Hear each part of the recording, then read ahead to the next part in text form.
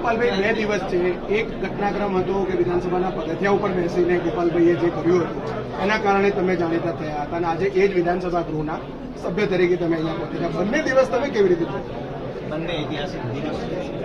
એક સમય હતો જ્યારે ગુજરાતની વિધાનસભાની અંદર જે કાંઈ નિર્ણયો લેવાતા અને નિર્ણયો પ્રજા વિરોધી હોય, જનતાનું શોષણ કરનારા હોય, જનતા ઉપર દમન થાય એવા નિર્ણયો હોય, એના વિરોધમાં મેં મારા આંદોલનકારી સ્વભાવ તરીકે એક જમાનામાં વિરોધ નોંધાવ્યો.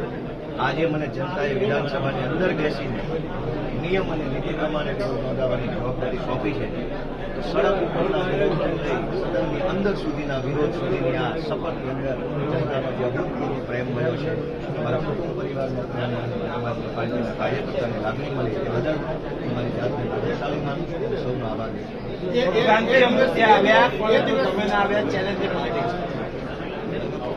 રોજ અનેક ભૂલ તૂટી છતાંય કોઈને સજા થતી નથી, કોઈ કાર્યવાહી થતી નથી. રાજીનામું તો આપણી સરકારે આપવું જોઈએ. રોજ દારૂ વેચાય, અનેક લોકો લઠ્ઠાકાંડમાં મૃત્યુ પામે છે, છતાં કોઈ કાર્યવાહી તો થતી નથી. રાજીનામું આખી સરકારે આપી દેવું જોઈએ. કોઈ